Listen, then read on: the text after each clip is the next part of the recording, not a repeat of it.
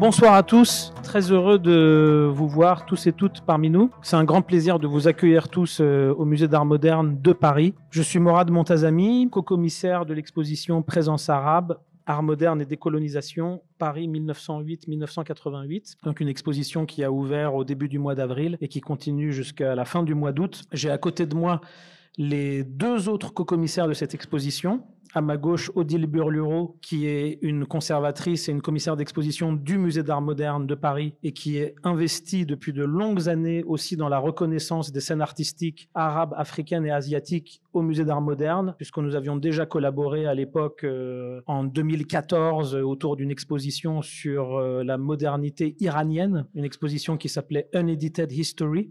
Et donc, il y a toute une histoire des expositions aussi de ces scènes arabes, africaines et asiatiques qu'on doit à Odile Burlureau en France et ailleurs, parce qu'elle a aussi mis en place des projets collaboratifs entre la France et l'Afrique. Et à ma droite, Madeleine de Colnay, qui est ma grande collègue de Zaman Books and Curating, qui est donc notre plateforme éditoriale et curatoriale qui se préoccupe de l'histoire et de la préservation des archives et de l'histoire des modernités des pays du Sud, notamment modernité arabe, africaine et asiatique. Et donc, c'est grâce aux recherches de Madeleine et à tout le travail qu'elle peut fournir aussi bien sur nos livres que nos expositions que Zaman Books and Curating, donc cette plateforme qu'on a développée pour collaborer avec différents musées, a pu se développer aussi bien. Et je suis vraiment très, très content de pouvoir rendre un hommage à mes deux co-commissaires ici présentes, sans qui cette exposition effectivement très dense, très riche dans son matériau historique, n'aurait pas pu voir le jour. Ça aurait été vraiment totalement impossible sans la réunion de nos forces et de cette énergie qu'on a pu mettre en œuvre. Alors, je proposais une toute petite introduction avant d'accueillir les intervenants principaux de cette séance, qui sont les acteurs principaux de cette soirée. Mais je voulais quand même nous présenter à vous en tant que commissaire de l'exposition avant d'accueillir les intervenants et peut-être dire quelques mots rapidement avant de passer la parole à mes collègues, notamment sur fond de cette cartographie numérique du Paris arabe, cartographier Paris capitale arabe, qui est un dispositif numérique que vous découvrez à la fin de l'exposition. Je pense que la plupart d'entre vous ont déjà visité l'exposition et donc ils ont peut-être remarqué ce dispositif de carte numérique qui synthétise toutes les données qui sont dans l'exposition sous forme de carte. On peut cliquer sur tous les lieux de Paris pour retrouver les lieux de formation, les lieux d'exposition, et les différentes géographies parisiennes de ces trajectoires arabes, qui est un outil qui a vocation à aller au-delà de l'exposition,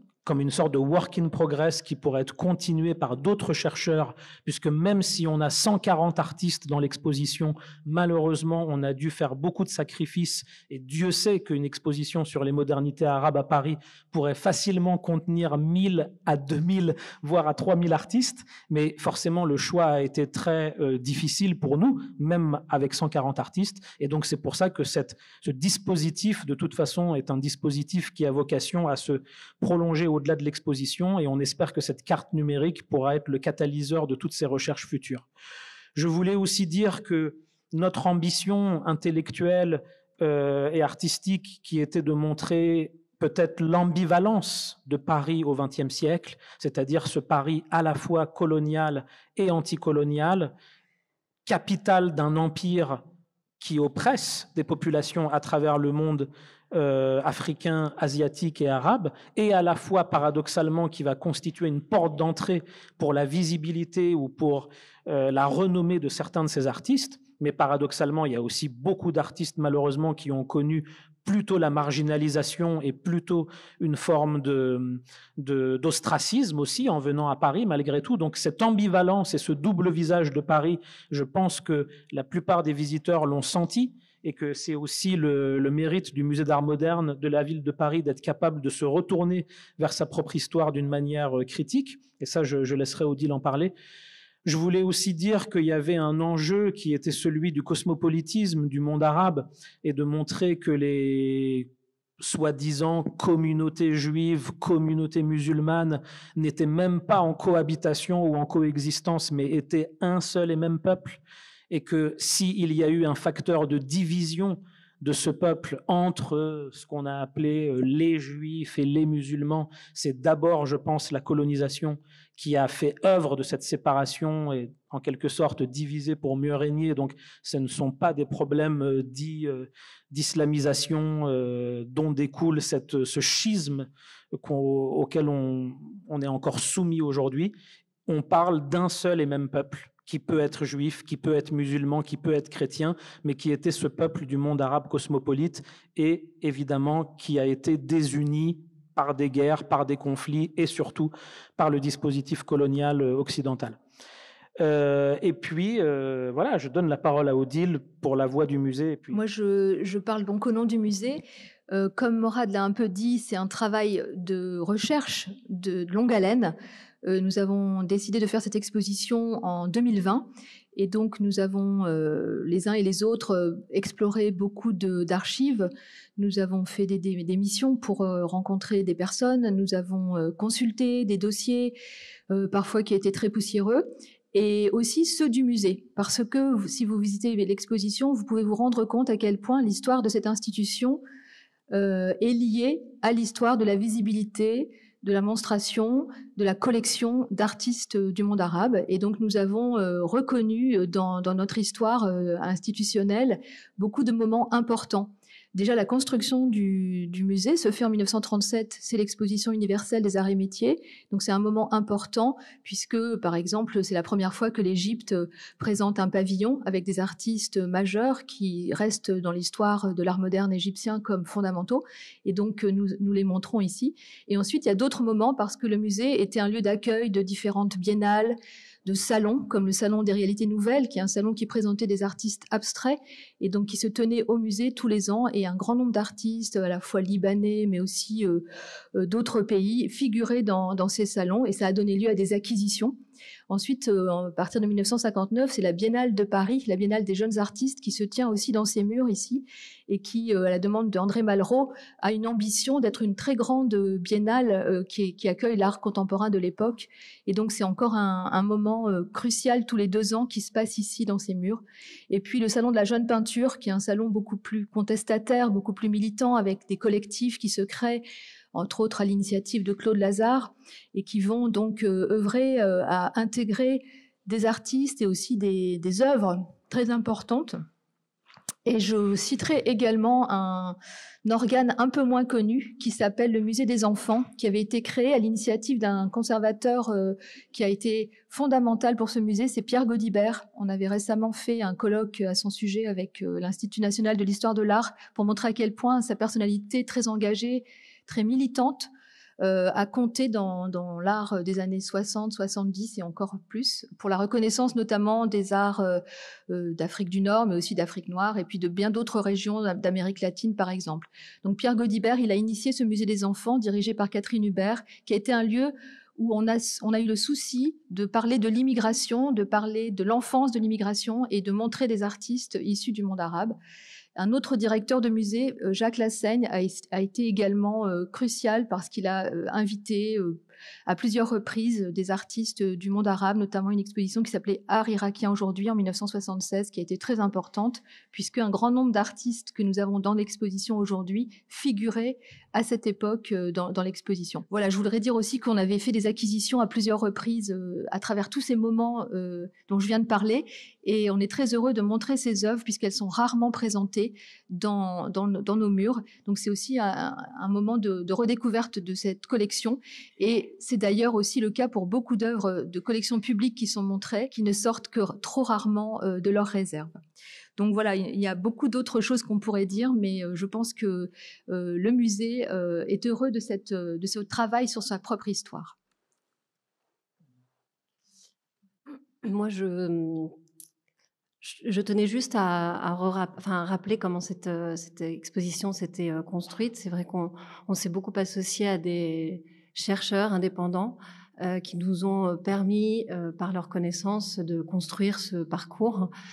Pour beaucoup, certains visiteurs découvrent, ne connaissent pas, et en fait, c'est vrai que autour et avec nous, à travers la plateforme Zaman Books and Curating, on est en lien avec ces chercheurs qui nous ont permis aussi de rendre encore plus riche cette exposition. Également, comme le disait Odile, c'est un travail important qui a été fait dans les archives françaises, en fait, les archives de Aix-en-Provence, les archives de l'IMEC, les archives de la BNF, qui permettent de parler de cette histoire, comme le dit l'exposition, une histoire partagée. Et cette histoire partagée, ce qui est aussi intéressant, c'est de comprendre qu'elle s'écrit à l'échelle de l'humain. C'est-à-dire que c'est beaucoup, et avec beaucoup d'entre vous ce soir, qu'on a partagé des moments où vous nous avez raconté, où la famille d'artistes, les détenteurs d'archives nous ont aussi raconté cette histoire, hein. Et tout comme ce soir, on va également pouvoir écouter encore une parole de Farouk Manambe et de Fouad El Khoury, qui va encore et encore continuer à nourrir cette histoire qui s'écrit et qui continue à s'écrire.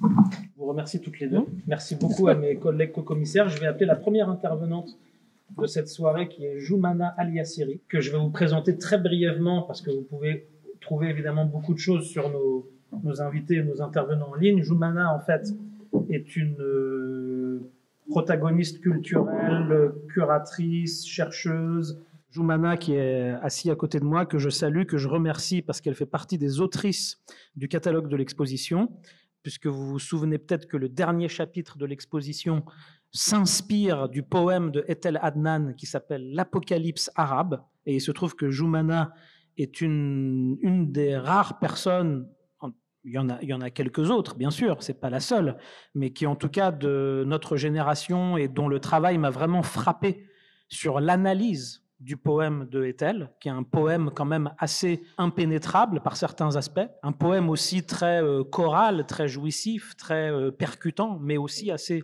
parfois insaisissable. Et donc elle va nous en parler ce soir. Donc je disais que Joumana était aussi extrêmement active à travers les scènes artistiques françaises et syriennes, et qu'elle a organisé aussi bien des expositions que des programmes de cinéma, que des programmes de recherche, des projections, des tables rondes avec des artistes syriens, libanais, mais aussi des artistes citoyens du monde comme elle.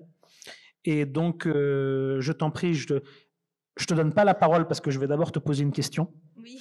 Et du coup, on se plonge déjà avec toi dans cet objet, cette espèce d'objet fulgurant qui est l'Apocalypse arabe de Etel Adnan. Il se trouve que ce n'est pas forcément le poème le plus connu de Etel, et pourtant, c'est peut-être son poème qui a eu le plus de vie, qui a été édité en français en 1980 aux éditions Papyrus pour sa première édition, mais qui reste assez obscur. Je dois dire que moi-même, je n'ai pas trouvé d'une édition originale de cette première édition française aux éditions Papyrus en 1980, mais qui a été assez rapidement réédité et traduit en anglais par Simone Fattal avec la maison d'édition Post-Apollo Press, et qui a été aussi traduit en arabe, comme vous pouvez voir ici, qui a été réédité aux éditions de l'Harmattan. D'ailleurs, tu pourras peut-être nous dire un mot sur la forme de cet objet, de ce livre poétique qui a une forme particulière et qui est aussi un objet artistique, graphique, visuel. Tu me disais toi-même au téléphone, l'Apocalypse arabe ne se lit pas seulement, mais elle se regarde également.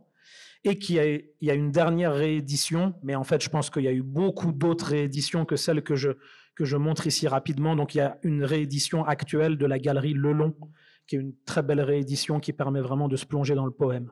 Donc, peut-être la première question que je pourrais te poser pour lancer la discussion et t'entendre sur ce poème de Etel Adnan, c'est effectivement déjà juste effectivement la genèse par rapport à ce que je viens de dire. Qu'est-ce que tu peux nous dire de plus sur la genèse de ce poème, sur sa place dans l'œuvre de Etel, et aussi sur ce côté un peu mouvant d'un espèce de poème qui se réédite d'une édition à l'autre et qui pourtant n'est pas son poème le plus connu. Bonsoir tout le monde. Donc, merci Mourad, et très contente d'être avec vous ce soir. Alors, on peut dire beaucoup de choses sur l'Apocalypse arabe. une œuvre hermétique impénétrable, mais pas tant que ça aussi. Alors, je vais répondre déjà à la question de la forme du livre que j'ai ici pour ceux qui ne l'ont jamais vu. Le livre est rectangulaire parce qu'elle a écrit le texte sur un carnet de dessin. Et le livre donc a gardé la forme du carnet et le manuscrit, le texte original, il est en Californie dans les archives d'Etel Adnan et de Simone Fattal qui sont maintenant à l'université de Berkeley. Après, pour la genèse de l'œuvre, en fait, moi, de mon point de vue, il fait partie d'une trilogie, de ce qu'on peut considérer aujourd'hui comme une trilogie qui a commencé par un premier poème qui s'appelle J'ai bu, écrit en 1967 après la guerre, donc la guerre du 6 juin 1967 et la perte de la ville de Jérusalem. Donc J'ai bu, c'est un des premiers noms de la ville de Jérusalem. Et c'est un premier long poème où Etel Adnan expérimente avec le ton et le style des traditions juives et chrétiennes du livre des Révélations. Et après, il y a un deuxième long poème qui s'appelle l'Express Beyrouth, l'Express Beyrouth Enfer avec une flèche. C'est un poème qui a été écrit en 1970 après la mort de Jamal Abdel Nasser et de ce qu'on appelle le Septembre noir en Jordanie, donc un massacre, des massacres dans les camps de réfugiés palestiniens en Jordanie. Et donc on arrive à l'Apocalypse arabe. Donc pareil, ce texte aussi puise dans cette tradition-là, dans ce ton-là de la révélation. Et en effet, c'est une révélation parce que quelques années après, on va arriver à la guerre civile au Liban. Donc cette flèche, elle annonçait vraiment cet enfer à venir.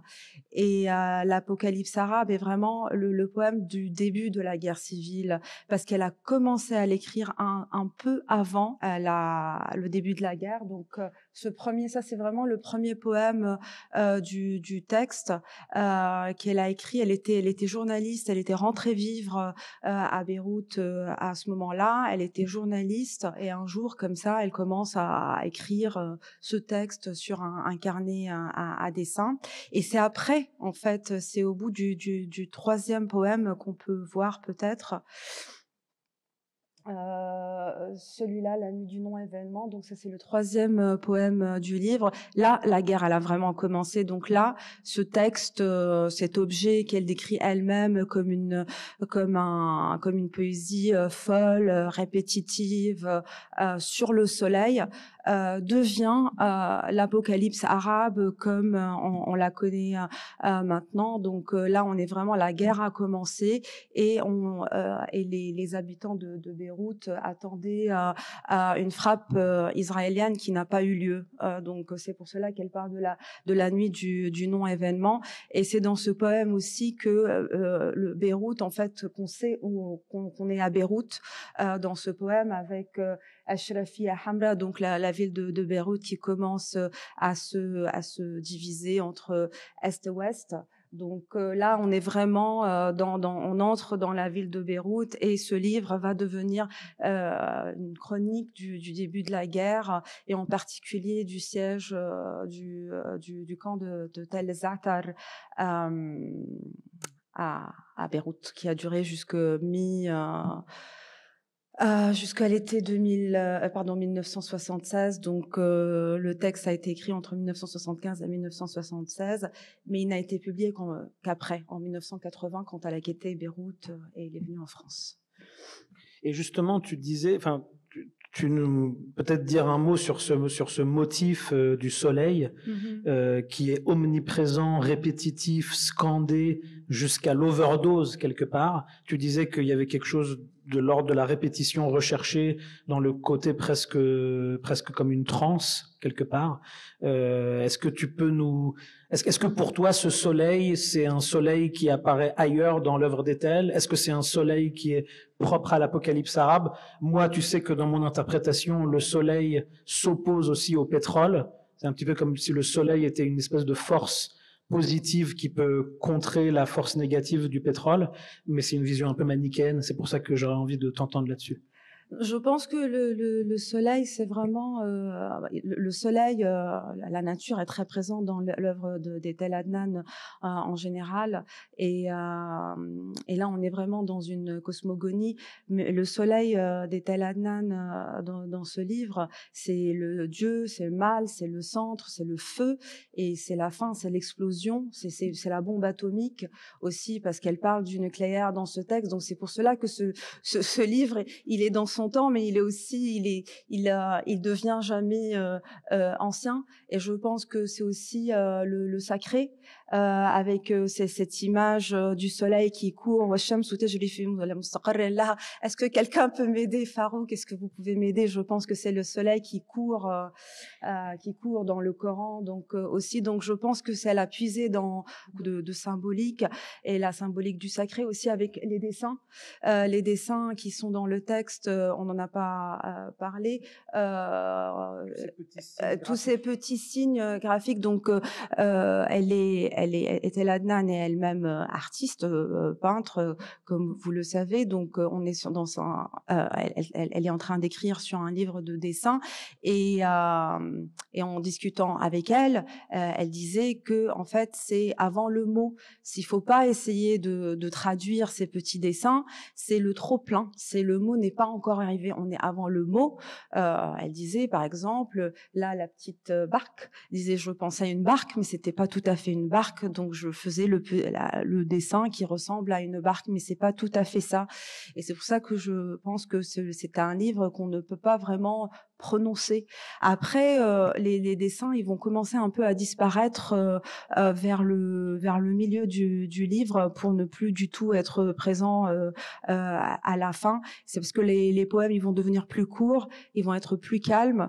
On est à la fin du siège, et il y a eu beaucoup de morts, et pendant ce temps-là aussi, elle avait eu des soucis de santé aussi vers la fin, là, l'été 76. Donc tout le rythme du livre change vers le 13e poème. Oui, c'est intéressant ce que tu dis sur les signes graphiques qui auraient pu être des motifs, mais qui sont des presque motifs, ou et il y a un élément très important aussi, que ces motifs ils changent, parce que l'Apocalypse arabe est un livre aussi en mouvement, un peu vivant, un objet comme ça vivant. Elle l'a traduit elle-même en anglais, et elle a adapté les dessins. Après, pour les traductions arabes, il y a eu une première version qui a été traduite par le poète syrien, je crois, Nazih al-Radmeh, et qui était sans l'autorisation, son autorisation. Elle savait pas qu'il y avait cette traduction, et il avait enlevé les dessins pour la publication dans la revue Al-Adab al-Ajnabiyya, les littératures étrangères. Puis après, c'est le poète irakien Shawki Abdel-Amir qui l'a traduit avec l'autorisation et la collaboration d'Etel Adnan en 1991, et elle a adapté les dessins. Elle avait adapté les dessins pour qu'ils s'adaptent à la calligraphie, à l'écriture arabe, qui est elle-même un dessin. Et donc, ce qui est intéressant aussi, c'est que tu nous disais que cette dimension apocalyptique, elle vient aussi des textes sacrés. Ici, là, on voit une référence à la croix de David ni l'étoile, mais il y a d'autres types de références comme ça. Donc oui. Ça veut dire qu'elle a puisé dans la tradition judéo-chrétienne, de la fameuse tradition de l'Apocalypse, dans la tradition judéo-chrétienne, qu'elle aurait ensuite transposée à une situation politique qui est celle du monde arabe après 67, et à mon sens aussi à partir du choc pétrolier de 73. Donc ça, c'est aussi un espèce de transfert assez intéressant des textes sacrés pour aller vers une situation qui est plus profanatrice que sacrée, mais son rapport aussi aux textes religieux, même si le poème est très profanateur quelque part, mais il y a cette espèce de sous-texte biblique, on peut dire, ou... Absolument, absolument. Et elle se cachait pas là-dessus. C'est la référence à l'Apocalypse de Jean est directe. C'est un livre qui l'avait beaucoup marqué depuis son enfance.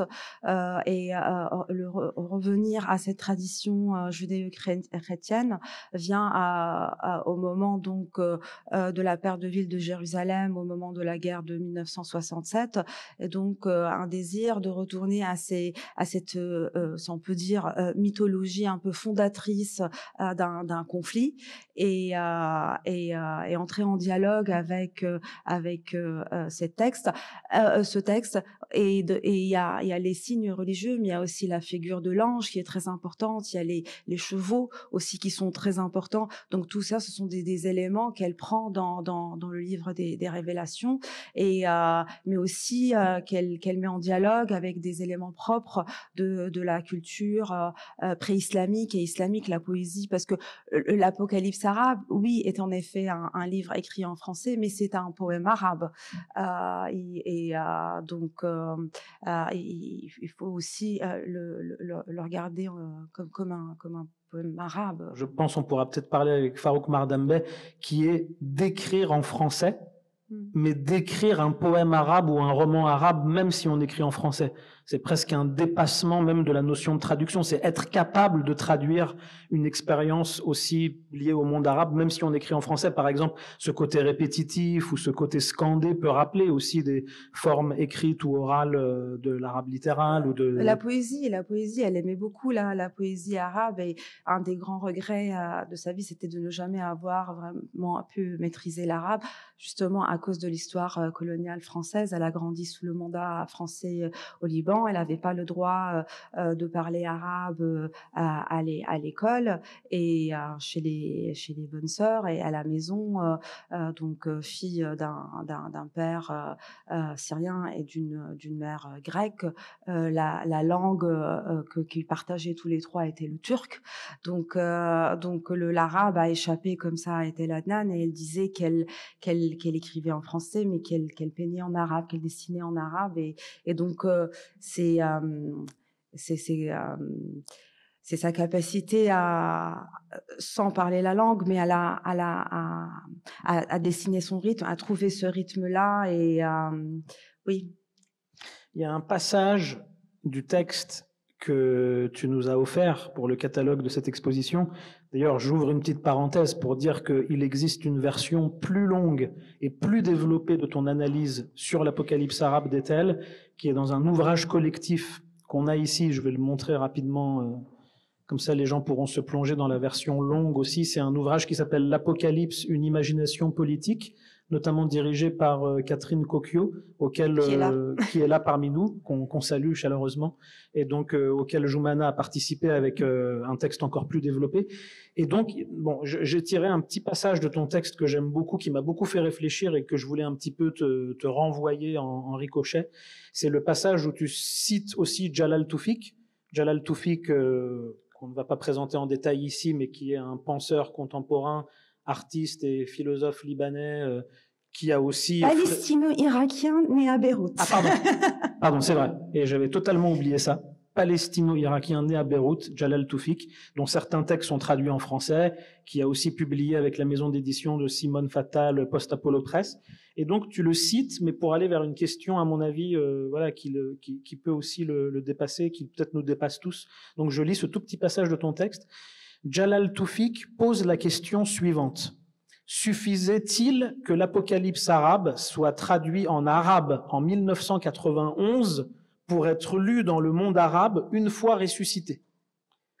Fin de citation. Ça, c'est un peu le langage de Jalal Toufik, un peu messianique, qui parle d'un texte ressuscité pour parler d'un texte qui avait une vocation arabe, mais qui n'avait pas encore été traduit en arabe, et qui a été traduit en arabe seulement 10 ans après sa première publication française. Et là, toi, tu continues et tu dis, la question nécessiterait un travail approfondi sur les différents niveaux de réception de cette œuvre depuis sa première parution en français.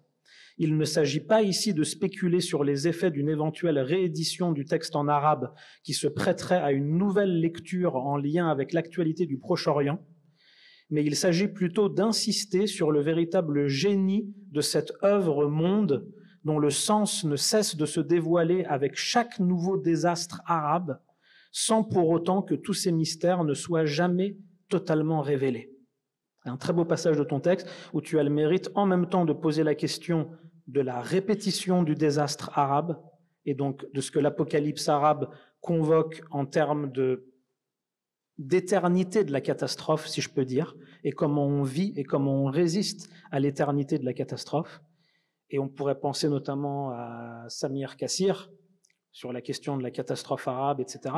Tu en diras peut-être un mot. Et en même temps, tu poses aussi la question du sens qui se révèle sans se révéler entièrement. Je pense que c'est aussi lié au moment où, quand est-ce qu'on découvre l'apocalypse arabe et quand est-ce qu'on la lit en tant qu'apocalypse et en tant qu'on le lit en tant que livre.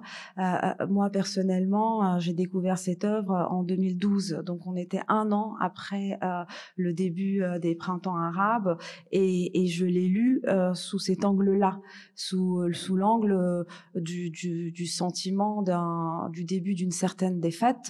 Et c'est pour cela que je me suis intéressée à cette œuvre, donc ce livre et ce que j'ai appelé moi la trilogie et le génie de cette œuvre, il vient vraiment de son pouvoir à être lu de différentes manières et de différents endroits. Et c'est aussi parce que c'est une œuvre qui entre en dialogue avec le monde, qui entre en dialogue avec les religions, la philosophie, les poètes, le cinéma, la musique, la géographie. Donc il y a beaucoup de choses. Moi, en lisant ce livre, j'ai appris beaucoup de choses en fait, parce que j'ai dû aller chercher, découvrir. On apprend même sur les Indiens. Absolument, on apprend des choses sur la langue, sur des rois, sur des prophètes, il y a quelque chose d'extrêmement riche dans ce livre. Ce que tu appelles une œuvre monde, donc.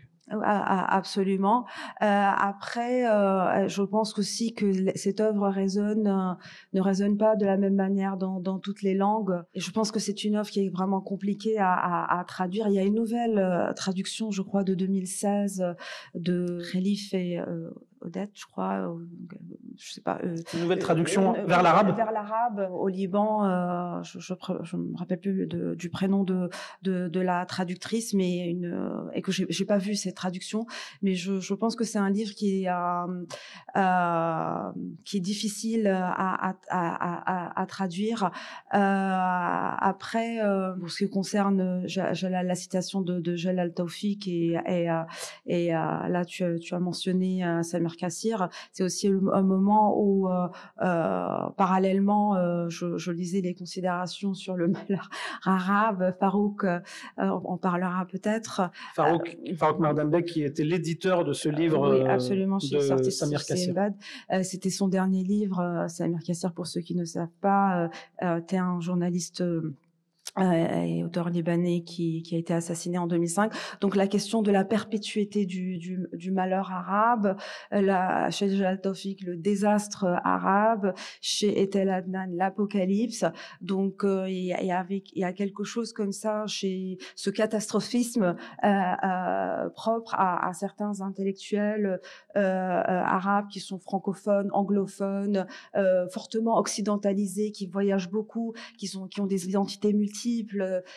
C'est propre aussi à l'identité de ces personnes, parce que je me suis intéressée à l'œuvre, mais aussi énormément à son autrice et à cette dimension. Tu as parlé de cosmopolitisme tout à l'heure, c'était absolument ça aussi, à un moment où les Syriens commençaient à quitter la Syrie et les origines syriennes aussi des Tel Adnan, dont on parle peu, mais aussi elle représente pour moi une Syrie d'il y a longtemps, d'avant les frontières, d'avant Sykes-Picot, d'avant Balfour, avant plein de choses. Et l'actualité de ce poème, je suis et je te remercie de m'avoir contacté pour le livre, parce que c'était un moment où moi je retournais à l'apocalypse arabe avec les événements, les derniers événements à Gaza. J'ai ressorti le livre parce que j'avais cette phrase qui qui revenait comme ça, Palestine sans Palestiniens, Palestiniens sans Palestine, réfugiés sans refuge, et ça, et la figure du Palestinien, le peuple palestinien, mais aussi le FIDA et le résistant palestinien est très très présente dans l'œuvre d'Etel Adnan, surtout pendant cette période dont on parle. Oui, c'est vraiment que le poème regorge de dimensions inattendues. Par exemple, elle fait même une espèce de critique de ce qu'on appelle aujourd'hui les pétromonarchies, dans une époque où c'était encore tout assez embryonnaire. Enfin, ce phénomène-là était encore assez embryonnaire. Elle parle beaucoup aussi du pétrole dans l'Express Beyrouth-Enfer, parce que on est en 1970, donc elle a beaucoup écrit sur le pétrole, aussi en lien avec la catastrophe arabe et la perpétuité donc de ce malheur, la colonisation du monde arabe, la destruction du monde arabe, qui de son point de vue est bien évidemment lié au pétrole, après la chute de l'Empire ottoman. Donc comment le monde arabe a été recolonisé d'une autre manière, à cause du pétrole, pour le pétrole, bien évidemment. Et est-ce que là on est en train de voir la conclusion, la fin, c'est le dernier fragment du poème, la nuit. Et oui, est-ce que tu veux nous dire quelque chose sur la nuit justement? La nuit, c'est aussi quelque chose de très important dans l'œuvre d'Etel Adnan. Elle écrira plus tard, bien plus tard, un long poème qui s'appelle Nuit, et qu'on peut lire aussi maintenant comme une suite de l'Apocalypse arabe, parce que par rapport aussi à ses engagements, son militantisme, toutes les causes qu'elle a portées, il y a quelque chose avec l'âge, ce que j'appelle moi le style tardif, pour reprendre Edouard Saïd, chez Etel Adnan, c'est aller vers la nuit et ce calme qu'elle chérissait tant à la fin. Par ailleurs, pour ce qui concerne les liens avec Paris, est-ce que tu as appelé donc la cosmogonie de Etel Adnan et ces éléments naturels qui se déchaînent à travers le poème? On peut rappeler qu'elle a étudié avec Gaston Bachelard la philosophie en 1949 à la Sorbonne à Paris. Oui. Il faut quand même imaginer qu'est-ce que ça veut dire d'étudier avec Gaston Bachelard, qui était vraiment un homme d'un autre temps presque, mais qui est le grand philosophe qui a pensé la terre, l'eau, cette cosmogonie justement des éléments naturels à travers la littérature, la philosophie, et peut-être, j'imagine que Gaston Bachelard a eu une certaine influence sur elle. On n'en a jamais parlé, je sais pas, mais la nature, je pense aussi, c'est sa vie aux États-Unis. Je pense que c'est les 50 ans, le demi-siècle qu'elle a passé aux États-Unis. La nature américaine est très importante dans l'œuvre d'Etel Adnan. Le mont Tamalpais, bien évidemment, qu'elle a peint des centaines et des centaines de fois. Les Indiens d'Amérique, la figure de l'Indien rouge et l'Indien brun, donc le Palestinien et l'Indien d'Amérique. Je pense que c'est beaucoup les États-Unis en ce qui concerne ce rapport avec les éléments de la nature. Écoute, en tout cas, c'est vraiment fascinant de t'entendre sur tout ça, et notamment cette idée selon laquelle l'apocalypse arabe pourrait résonner avec chaque catastrophe ou avec chaque nouveau malheur, qu'elle prendrait un nouveau sens ou une nouvelle réfraction ou une nouvelle connotation, et du coup de savoir qu'est-ce qu'on peut en faire, comment on peut se l'approprier, ou comment on peut peut-être écrire d'autres formes d'apocalypse pour le présent. Sans vouloir être trop défaitiste, justement. Walter Benjamin parlait de pessimisme, mais d'organiser le pessimisme. Oui. Donc, on peut être évidemment dans la constatation d'un certain malheur et d'un pessimisme, mais s'organiser en tant que pessimiste, peut-être pour limiter les catastrophes futures. Et en tout cas, j'ai rarement entendu quelqu'un parler avec autant de subtilité et de richesse que tu le fais à propos de ce poème. Est-ce que par hasard tu voulais revenir sur un passage d'un autre texte d'Ethel ou non, pas forcément? Pas forcément, non, mais c'est juste, on peut dire que voilà, la question de la guerre aussi est très l'actualité de ce poème et d'autres œuvres d'Ethel Adnan vient bien évidemment aussi de la thématique de la guerre. Elle a beaucoup écrit sur la guerre, elle a écrit sur cette guerre-là, mais aussi elle a beaucoup écrit sur la guerre en Irak. Elle a de toutes les guerres en Irak jusqu'à celle de l'invasion de l'Irak par l'armée américaine en 2003. Tu as parlé de Walter Benjamin. Elle a trouvé dans un texte qui s'appelle Le Maître de l'éclipse. Elle revient à Benjamin pour parler de l'ange de l'histoire, pour parler de la guerre en Irak. Elle parle d'un monde qui est lui-même guerre, qui est un monde qui est guerre. Donc c'est pour cela que cette œuvre elle est géniale. On peut dire qu'elle est géniale parce que même dans le texte que je pensais lire, mais là je sais qu'on n'a pas beaucoup de temps, mais je vais juste lire une seule phrase. Avec plaisir. Donc c'est un texte qui s'appelle Être en temps de guerre. Donc c'est vivre la guerre à distance, et c'est quelque chose aussi qui est très propre à son univers, parce qu'elle vivait aux États-Unis, en Californie, elle suivait ces guerres, etc. Et donc ce texte, elle l'a écrit au moment de l'invasion de Bagdad, et elle dit: pensez déjà à la guerre suivante. Donc, elle est dans une guerre, elle voit cette guerre à distance, elle pense déjà à la guerre qui va venir, et on est toujours dans ce mouvement-là. Cette œuvre, elle est dans ce mouvement-là, le mouvement de toutes ces guerres. Merci beaucoup, Joumana. On va t'applaudir tous ensemble. Merci. Faramineux des éditions Simbad et de tous les ouvrages qui ont été édités en sciences humaines, littérature et aussi sur les artistes par les éditions Simbad et par Farouk Mardambeh.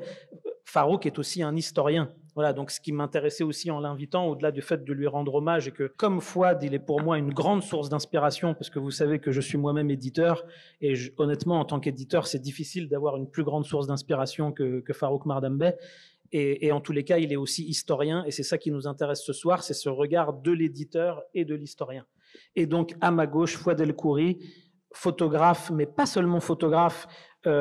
Pour ceux qui le connaissent très bien, et il y a beaucoup d'amis ce soir dans la salle, évidemment, Fouad est connu comme photographe, mais en l'occurrence, il a aussi publié plusieurs livres, et pas que des livres de photographie, mais aussi des livres d'écrits, de pensée, de correspondance avec des membres de sa famille, avec ses propres enfants, avec d'immenses artistes comme Ethel Adnan, comme Huguette Callan, puisque Fouad El Khoury n'est pas qu'un photographe qui prend des photos et les expose, mais c'est aussi un photographe qui pense les images et qui repense les images et qui crée des dispositifs qui sont à la fois modestes et à la fois pleins d'émotions, pleins d'énergie, pour ce qui est de l'ordre de créer des diaporamas de photographie ou des installations photographiques et différentes formes de remise en question ou de réexploration de ses propres corpus.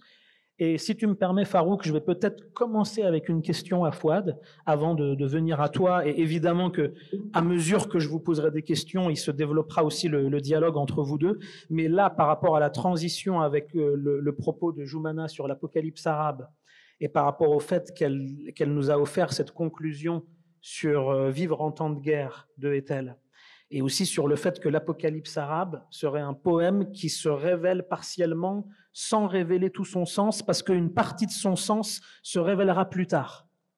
Eh bien, ça me fait penser à une de vos phrases, Fouad, où vous dites que dans vos premières photos de la guerre civile libanaise, notamment les photos que vous prenez dès 1973-74, je crois, ou peut-être un tout petit peu plus tard, mais les premières photos que vous prenez de la guerre civile libanaise, vous dites à un endroit que très souvent, les images se révèlent à vous ou révèlent leur sens ou leur force plus tard. Et c'est aussi, je dirais, que sur votre corpus de la guerre civile libanaise, il n'y a jamais eu un livre. C'est un corpus de photos qu'on peut trouver dans plusieurs de vos ouvrages, dans plusieurs de vos épopées photographiques.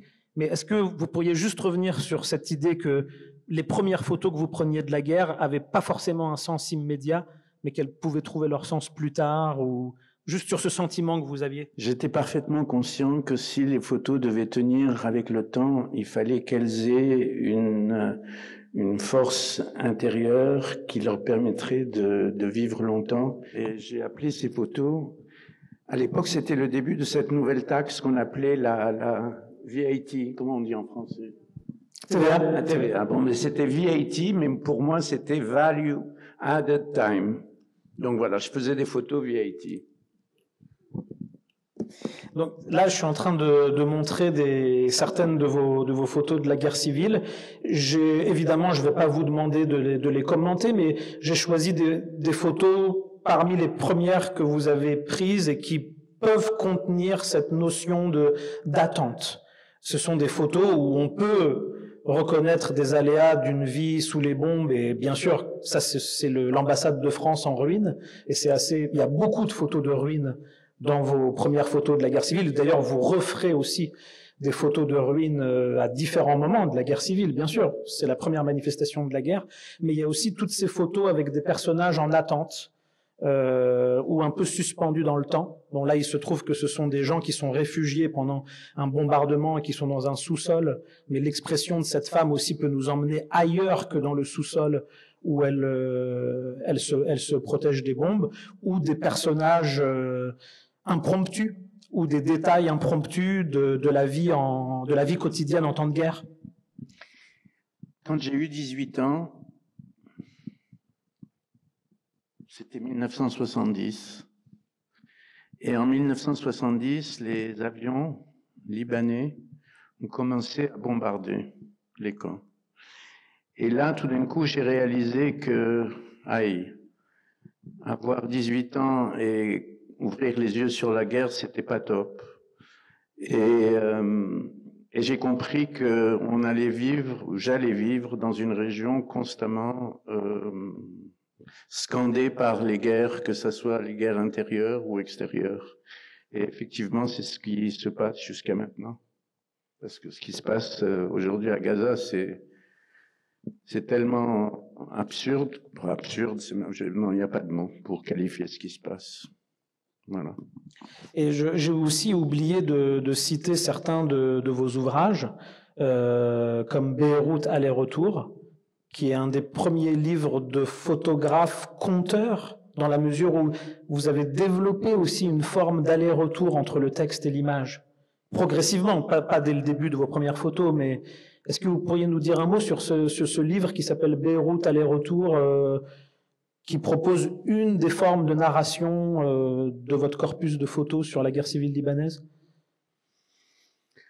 Je dois dire que pendant cet été-là, qui était l'été de l'invasion israélienne du Liban et donc de Beyrouth, ça s'appelait les raisins de la colère, non?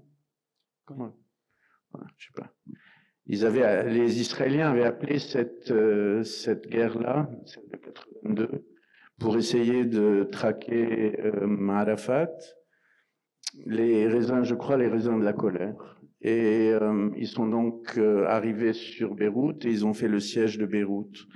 Et moi, j'étais à Beyrouth, j'ai refusé de m'en aller. J'aurais pu faire le choix de m'enfuir, je ne l'ai pas fait.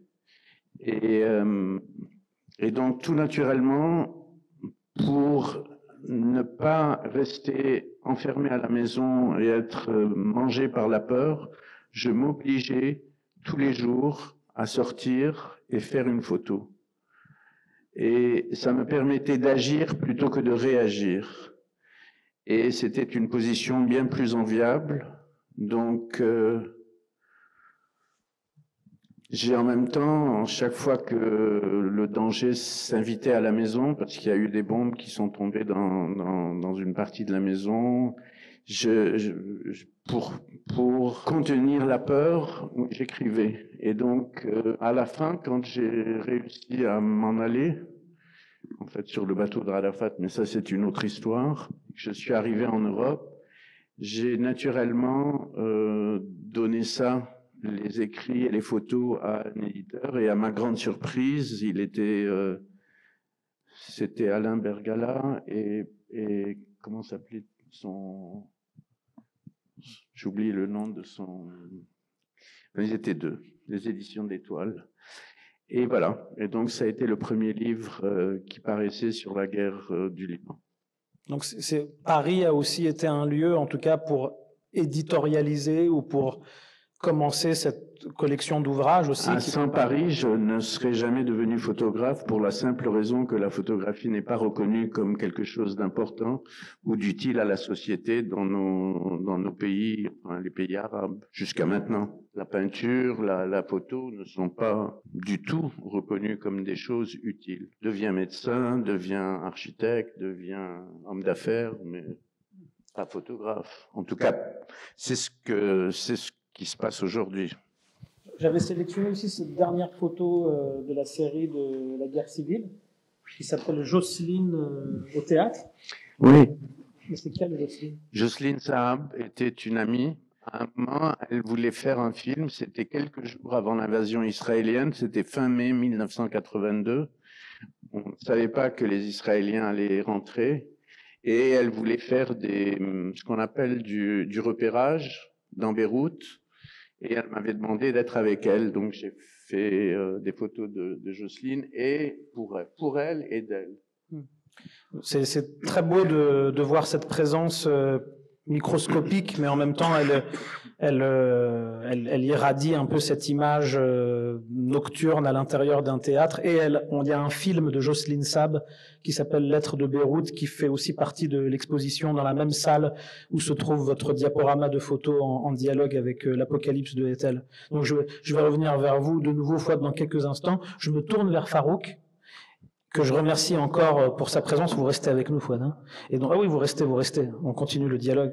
Et donc, je me tourne vers Farouk, que je remercie encore pour sa présence, qu'on voit ici dans son bureau en 2017. Et donc, une image très belle de vous en plein travail, avec tous les dossiers sur le bureau.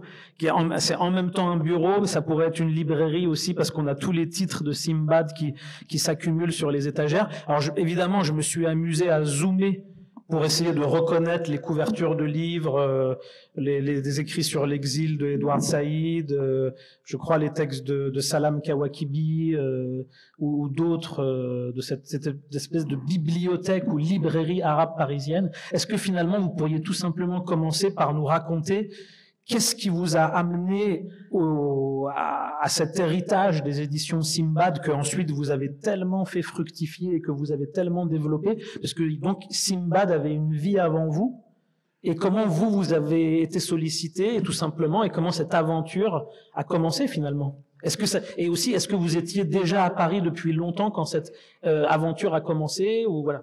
Ok. Donc moi je suis arrivé à Paris fin 65 et les éditions Simbad ont été fondées en 1972 par Pierre Bernard. À l'époque, il n'y avait pratiquement pas de traduction, il n'y avait pas un mouvement de traduction de la littérature arabe en français. Je crois que sur le marché, on ne pouvait trouver que 2 titres d'écrivains égyptiens très connus de premier plan. Journal d'un substitut de campagne de Tawfiq Hakim et le livre des jours de Taha Hussein. Et Pierre Bernard, qui était un typographe, un jeune typographe qui était très marqué par la guerre d'Algérie, avait décidé justement de fonder cette maison et de commencer par publier le grand nom de la littérature arabe à l'époque était Naguib Mahfouz. Naguib Mahfouz n'était pas traduit en français à l'époque, ni dans d'autres langues européennes. Du coup, je montre juste la photo de vous avec Naguib Mahfouz. Ok. C'était là, au Caire en 1999. Bon, mais ce titre, Passage des miracles, de Naguib Mahfouz, traduit en français donc en 70 et puis réédité en 72 et qui a été le premier qui a inauguré le moment de traduction de Naguib Mahfouz en France, qui a précédé les traductions de Naguib Mahfouz dans d'autres langues européennes qui n'ont commencé qu'après son obtention du prix Nobel en 1988. Donc, Pierre Bernard a donné à traduire, il n'était pas arabisant, mais il a donné à traduire des ouvrages classiques arabes, de la poésie et de la prose, et aussi il a eu la main heureuse, il a publié de grands noms de la littérature arabe contemporaine, déjà comme Tayyib Saleh, comme Sonallah Ibrahim, etc. C'est-à-dire, il faut dire qu'il a été bien conseillé par le regretté Abdelwahab Meddeb, qui a travaillé avec lui par l'écrivain tunisien Abdelwahab Meddeb à l'époque, auquel il faut rendre hommage aussi quand on parle des éditions Sinbad. Il se fait que j'étais à l'époque, moi, bibliothécaire à l'Institut des langues orientales, et donc j'étais dans le livre, et je collaborais, je connaissais bien Pierre Bernard, je suivais son travail. En 1992, les éditions Actes Sud ont lancé une collection de traductions de l'arabe sous le titre Mondes arabes au pluriel. Et j'ai pris la direction de cette collection après mon ami González Quijano. Et quand Pierre Bernard est mort en 95, Actes Sud a racheté Sinbad et m'a proposé de la diriger. Et voilà, et ainsi je suis devenu éditeur, alors que je rêvais peut-être à devenir éditeur un jour, mais bon, c'est pas c'est le hasard, quoi. C'est par hasard que j'étais devenu bibliothécaire déjà, et par hasard que j'étais devenu aussi éditeur. Tout simplement. Et c'est très beau de vous voir sur cette photo avec Naguib Mahfouz. Il y a même un geste assez beau dans vos mains, dans cette photo, ce qu'on appelle un jeu de main. C'est-à-dire qu'on a l'impression que son bras gauche pourrait être votre bras droit. Et c'est un phénomène qu'on retrouve dans les peintures de Maillot, ce peintre gréco-égyptien qu'on a dans l'exposition. Vous me disiez qu'il n'entendait pas très bien, c'est ça? Il fallait lui parler fort? Tout à fait, il fallait parler fort à l'oreille. Et il avait le salon de la Foire du Livre du Caire, c'était en janvier 99. Je l'avais rencontré 2 ans avant aussi, sur la péniche où il recevait ses amis. Et là, j'avais une question à lui poser concernant la traduction de son œuvre dans les langues européennes. Ma question était justement sur la trahison par les traducteurs du texte original. Je lui ai posé la question, bon, si je vous dis que j'ai envie de vous trahir, là, on avait traduit un roman de lui qui s'intitule Le Mendiant, à Shahad. Et la traductrice, qui est une amie, a collé au texte. Et moi, j'avais envie de gommer des choses, de contourner certaines choses, etc.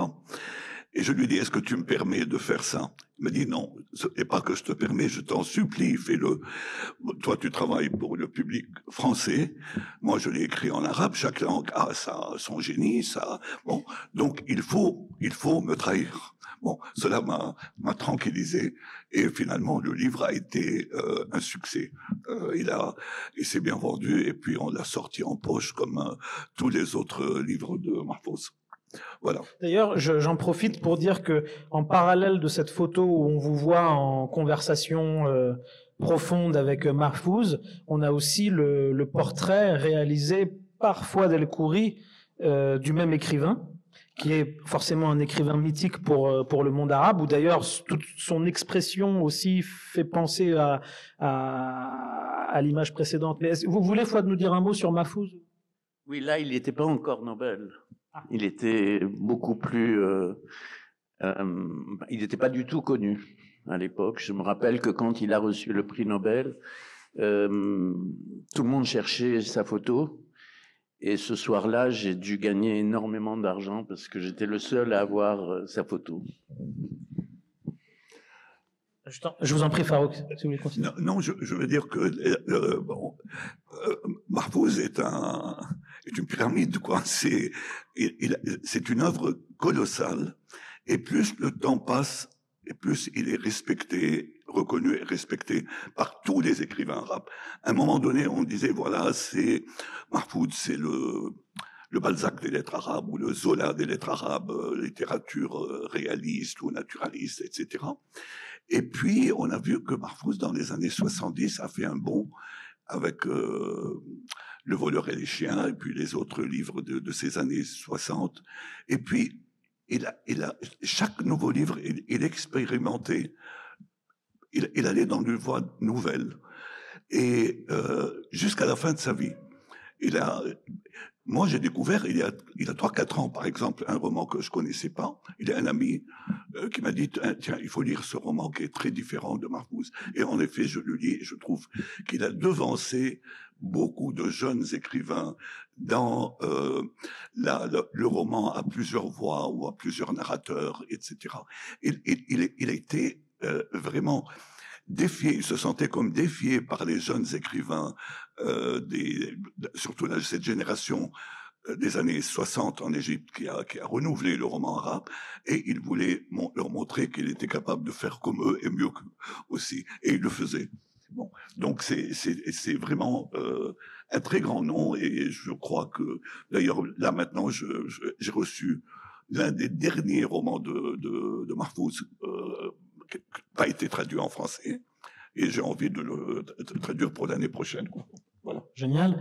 Farouk, vous m'avez fait aussi l'amitié de m'envoyer cette photo de Mahmoud Darwish et vous-même à Paris. À Paris. Donc, parce que je crois que Mahmoud Darwish est arrivé autour de 1982 à Paris. Il est arrivé il est arrivé après l'invasion, justement, après l'invasion israélienne du Liban. Il est venu, il devait partager son temps entre Paris et Tunis, puisque les Palestiniens ont été déplacés vers la Tunisie, et il s'est installé d'une certaine manière à Paris à partir de 83. Il est resté jusqu'à 95. Et puis, il ne cessait de revenir à Paris régulièrement jusqu'à sa mort en 2008. Voilà. Là, c'était un moment où vous étiez à un colloque ou vous étiez dans... Là, c'était à l'Institut du monde arabe. Ah. Il y avait quelque chose qu'on avait appelé le comité culturel consultatif. Il en faisait partie, et voilà. Et il faut mais nous étions très, très amis, vraiment. Et ça nous permet de dire aussi que, Farouk, vous étiez devenu très tôt un conseiller culturel et politique de l'Institut du monde arabe. Pas politique, conseiller culturel. Culturel, pardon. Voilà. D'accord. Conseiller culturel de l'Institut du monde arabe. Où vous êtes resté un certain temps à l'Institut du monde arabe. 20 ans, de 89 à 2008. Mais surtout, en 1981, nous avons lancé la revue d'études palestiniennes à Paris.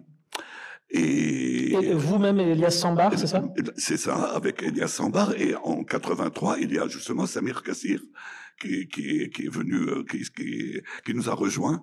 Il était le plus jeune, et il est devenu rapidement secrétaire de la rédaction de la revue. Il est resté secrétaire de la rédaction jusqu'à son départ à Beyrouth en 95. C'est dans la revue d'études palestiniennes qu'a été publié le fameux texte de Jean Genet, 4 heures à Shatila, sur la découverte du massacre du camp de Sabra et Shatila. Absolument. On a eu le texte grâce à Leïla Shahid, qui était avec Genet à Beyrouth pendant le jour du massacre, quoi, et qui est entré dans le camp avec lui, et donc il nous a amené ce texte absolument extraordinaire, et qui a été développé plus tard, comme on le sait, dans un ouvrage l'un des plus beaux de Genet, quoi.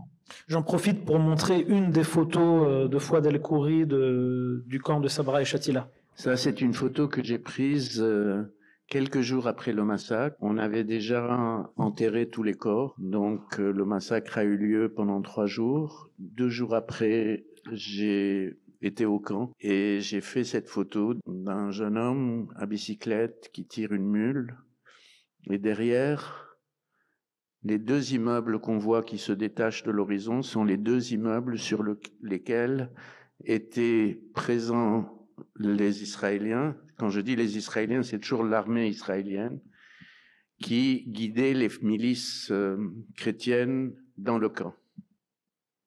Donc, elle ne pouvait pas ne pas voir et ne pas savoir. Et donc, Par ailleurs, je me permets de refaire un parallèle par rapport à Mahmoud Darwish, puisque Fouad, vous avez fait toute une série de portraits des écrivains arabes exilés à Paris, notamment dans les années 80, qui fait tout à fait écho en fait au travail de Farouk avec la majorité de ces écrivains qui ont été édités chez Simbad par la suite. Je voulais juste, si vous voulez nous dire un mot sur cette photo de Mahmoud Darwish, dont vous faites un portrait assez allégorique, parce qu'il est réfugié à Paris, et en même temps, il y a cette division de l'espace entre la terrasse et l'intérieur qui fait comme s'il était là sans être là. C'est très intéressant.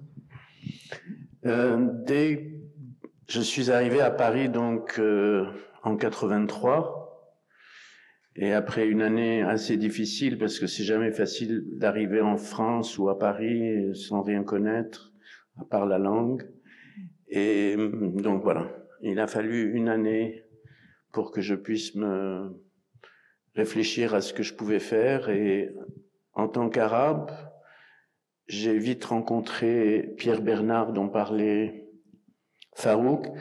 Et c'est avec lui que j'ai imaginé photographier tous les écrivains arabes qui passaient à Paris. Ils n'étaient pas tous exilés. Certains étaient de passage, certains avait décidé de venir vivre ici, mais l'exil implique quand même d'être chassé de chez soi. C'est pas forcément le cas. Et voilà, donc j'ai rencontré Mahmoud Darwish. Je n'imaginais absolument pas le voir dans cet intérieur, même si c'était un appartement loué place des États-Unis. Rien que l'adresse plus l'intérieur ne faisait absolument pas penser à lui. Et voilà donc pourquoi je l'ai sorti du cadre. Merci Fouad. Il y a d'autres portraits de cette série. Ah, lui, c'est Albert Kosseiri dans sa chambre d'hôtel. Albert Kosseiri, oui. Et il a quitté l'Égypte. Voilà. On pourrait dire qu'il est exilé, mais c'était lui qui, en tant qu'écrivain de langue française en Égypte, a décidé de venir en France. Et il s'est pas embarrassé de chercher un appart. Il a été à l'hôtel Louisiane, dans le 6e, et il y est resté jusqu'à sa mort, dans la même chambre. Et donc, je l'ai photographié là. Vous l'avez connu, Farouk, à ce moment-là, Kosseiri Oui, et on l'a invité une ou deux fois à l'Institut du monde arabe, d'ailleurs. J'ai été dans ce qu'on appelait le café littéraire. C'était un personnage extraordinaire, avec un humour. De faire dans tous ses livres l'éloge de la paresse, c'est quand même génial. Parce que moi, je trouve que les gens qui savent être paresseux sont quand même de grands hommes. Et on a aussi dans toute cette série des écrivains photographiés par Fouad, il y a aussi Kateb Yassine, et je sais que Kateb Yassine vous tient très à cœur à tous les deux. Parce qu'il a écrit ce roman qui est absolument magnifique, Nejma, qui est, moi j'estime, un des plus grands romans du monde arabe, avec peut-être Le Pain nu et certains autres que j'oublie là tout de suite. Mais oui, Kateb Yassine est très imposant. Il y a beaucoup de livres de Kateb Yassine dans le catalogue de Sinbad, ou alors il résistait à la célébrité de l'écrivain arabe en France? Non, il publiait aux éditions du Seuil. C'était son éditeur. Mais après sa mort, il y a une chercheuse française, Jacqueline Arnoux, qui a réuni des textes inédits de Kateb Yassine depuis ses premiers poèmes après la fin de la Seconde Guerre mondiale, et des premières couches, si l'on peut dire, de Najma et du Polygone étoilé des autres livres de Kateb Yassine, dans un très beau livre qui s'intitule L'œuvre en fragments, qu'on a réédité d'ailleurs 2-3 fois. Bon. Il faut aussi dire que Kateb Yassine, comme Frantz Fanon, comme d'autres figures, sont des figures qui sont constamment revisitées à différentes époques. Aujourd'hui, il y a par exemple un ouvrage qui s'appelle « Rester barbare » de Louisa Yousfi, qui est un livre qui a fait grand bruit dans la pensée décoloniale contemporaine, et l'idiome « Rester barbare » est aussi un fragment emprunté à une citation de Kateb Yassine. J'avais aussi une question, Farouk, et bien sûr, elle s'adresse aussi à Fouad. C'est une curiosité personnelle. C'est le fait qu'à partir de la guerre de juin 67 et notamment aussi, je dirais, à partir du choc pétrolier de 73, il y a ces conflits en chaîne, ou ces guerres qui commencent à s'enchaîner, et on parle parfois dans l'historiographie d'une dépression de l'intelligentsia arabe, ou comme si les artistes, en tout cas dans les arts visuels, on décrit souvent ce moment de crise post-67 et encore plus avec le choc pétrolier comme un moment où la visibilité des peintres arabes va diminuer, contrairement aux années 50-60 où ils étaient encore beaucoup mis en avant comme on le montre dans notre exposition. Est-ce que ce côté traumatique, dépression collective, le trou noir post-67 ou des années 70, qu'on peut quand même justifier et voir dans les arts visuels, est-ce que c'était la même chose dans la littérature ou est-ce que au contraire, les années 70 sont un moment de vitalité de la littérature arabe? En fait, il y a eu, après 67, deux mouvements parallèles sur le plan politique, sur le plan social. D'un côté, la critique radicale des régimes en place, la volonté de renouvellement, la mise en cause de la tradition, et d'où d'ailleurs à l'époque la popularité du marxisme sous toutes ses formes. Bon, après 67, des mouvements politiques sont nés dans le monde arabe et on a assisté vraiment à une... Je veux dire, on était au diapason de ce qui se passait dans le monde. Dans le monde, il y avait le Vietnam, dans le monde, il y avait Cuba, dans le monde, il y avait la révolution culturelle en Chine, il y avait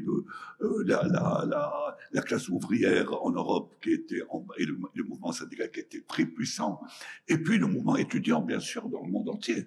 Bon, vous ne pouvez pas imaginer qu'un événement comme mai 68 a eu un retentissement dans le monde arabe qu'on ne voit pas nécessairement dans des écritures comme ça.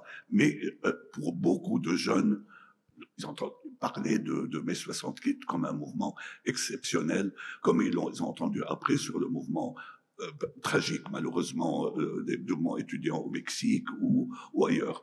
Bon.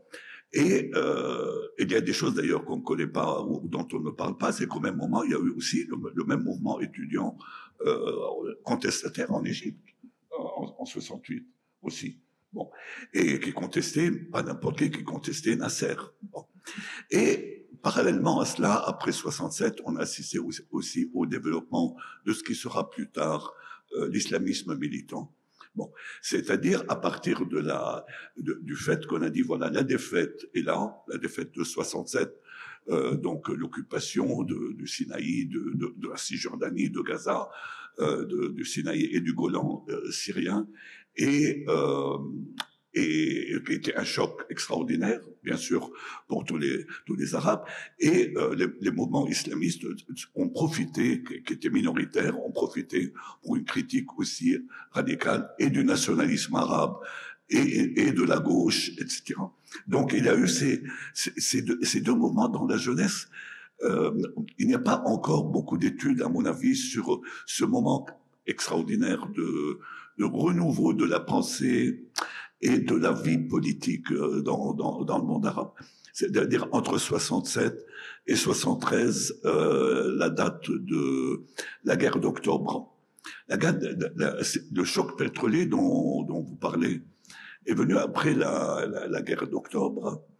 Et à mon avis, à l'époque, les pays pétroliers n'ont pas été très attractifs pour les intellectuels arabes. Mais ce qui n'est pas le cas, malheureusement, je dis malheureusement, à partir des années 90. À partir des années 90, on peut dire que la vie culturelle dans le monde arabe est rythmée par les pays du Golfe aujourd'hui. C'est-à-dire les Émirats arabes unis, par exemple, avec les prix très généreux qu'ils donnent chaque année. Bon, le prix du Cheikh Zayed, qui donne un prix de $200,000, le prix du roman arabe qui est à $50,000-$60,000, etc. Tout cela a fait que ces pays-là, avec leurs moyens financiers énormes, les éditeurs partout dans le monde arabe attendent la foire du livre, par exemple, de Riyad, la foire du livre de Sharjah, dans les Émirats. Parce que c'est là que ça se passe, c'est là que les livres se vendent vraiment. Et c'est là que les prix sont donnés, ces fameux prix, etc. Alors, est-ce que cela a été bénéfique pour la culture arabe ou non? La réponse est certainement complexe. D'un côté, il y a eu par exemple, le développement ces dernières années du roman arabe est très lié aux prix qui ont été donnés surtout à ce qu'on appelle le Booker Prize, le International Prize for Arabic Fiction.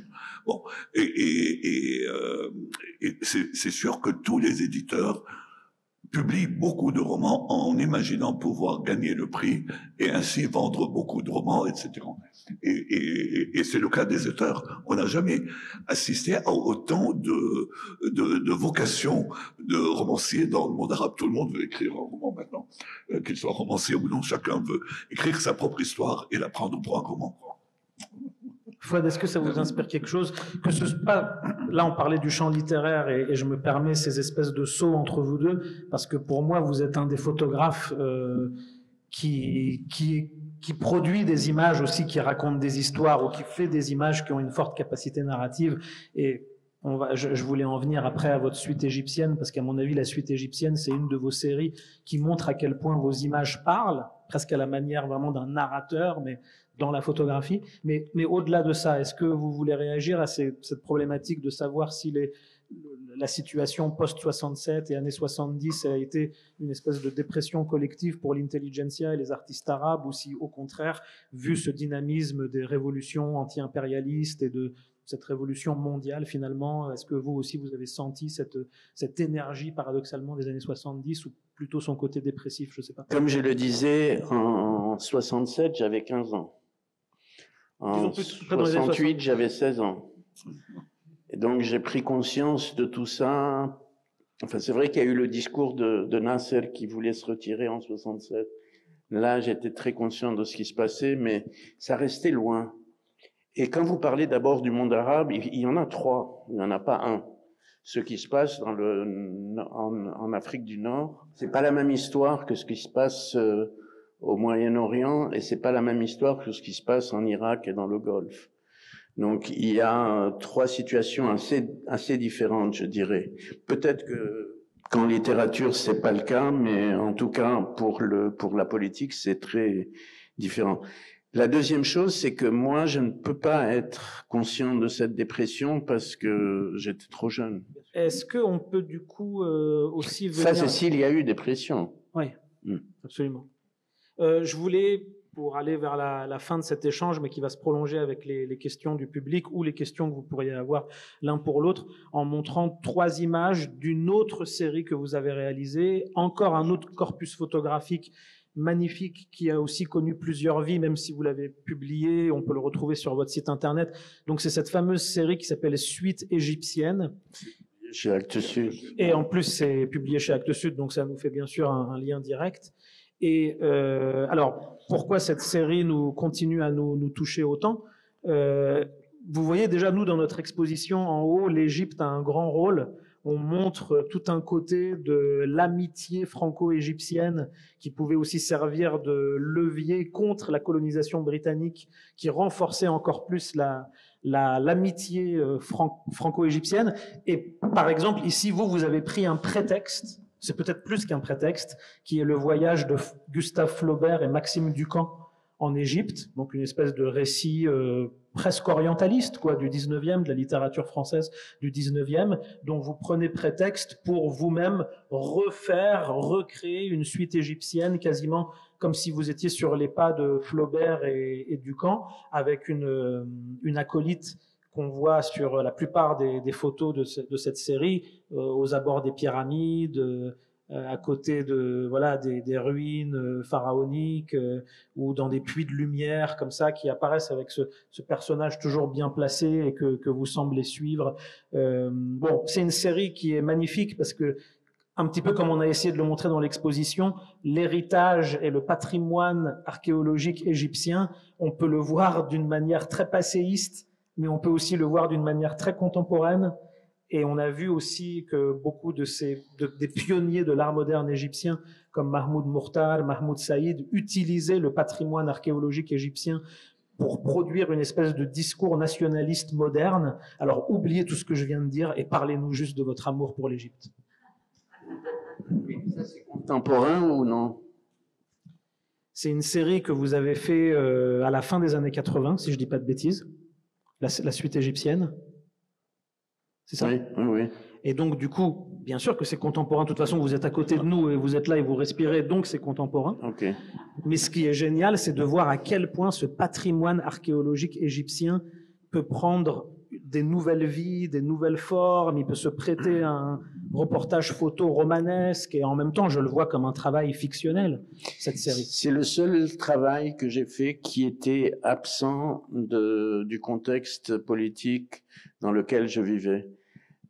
Pour tous les autres travaux que j'ai faits, ils étaient avec une conscience politique très forte. Celui-là, c'est comme des vacances. J'avais reçu un peu d'argent de la Bibliothèque nationale, comme la BNF, et donc je me suis dit que ça serait bien de passer une année en Égypte, exactement comme Flaubert et Maxime Ducamp qui y ont passé 1 an. Et avant de repartir au Liban, et j'ai été donc les mêmes mois et de la même façon, en suivant pas à pas toutes les villes et les villages où ils ont été. Et il y a une photo que je trouve très forte, mais je ne sais pas si vous l'avez, c'est une photo d'un village qui était plus qu'un village, une toute petite ville qui s'appelait Souaïda, et qui a été mangée, quand je l'ai trouvée, elle était déserte, et mangée par des fourmis rouges, m'a-t-on dit. Et c'est là que ce personnage qu'on voit régulièrement s'est mis à courir à travers les ruines, et j'ai fait une photo d'elle. Et donc j'ai été effectivement partout. Je lisais le livre de Flaubert, je me rendais compte des endroits où il avait été. Parfois je cherchais longtemps avant de le trouver, mais j'ai effectivement sillonné l'Égypte à la recherche des pas de Flaubert. Et parfois c'était dur parce qu'on se retrouvait dans des endroits où il n'y avait pas d'hôtel, où on vivait chez les gens, comme lui l'avait fait 150 ans plus tôt. Et à un moment, il dit quitter les gens avec qui on a passé 2-3 jours, c'est très dur. Et on leur promet qu'on va revenir, alors qu'on sait qu'on va jamais revenir. Et j'ai prouvé la même chose. Je voulais les rassurer en leur disant on va revenir, c'était très bien chez vous. Et je savais très bien que je ne reviendrai pas. Et vous n'êtes jamais retourné en Égypte? 80, une seule fois. Mais c'était devenu beaucoup plus le règne de l'arbitraire avec Sisi qui venait de prendre le pouvoir. Et j'avais véritablement peur d'être arrêté pour aucune raison. Merci beaucoup, Fouad. Merci beaucoup, Farouk, pour votre générosité.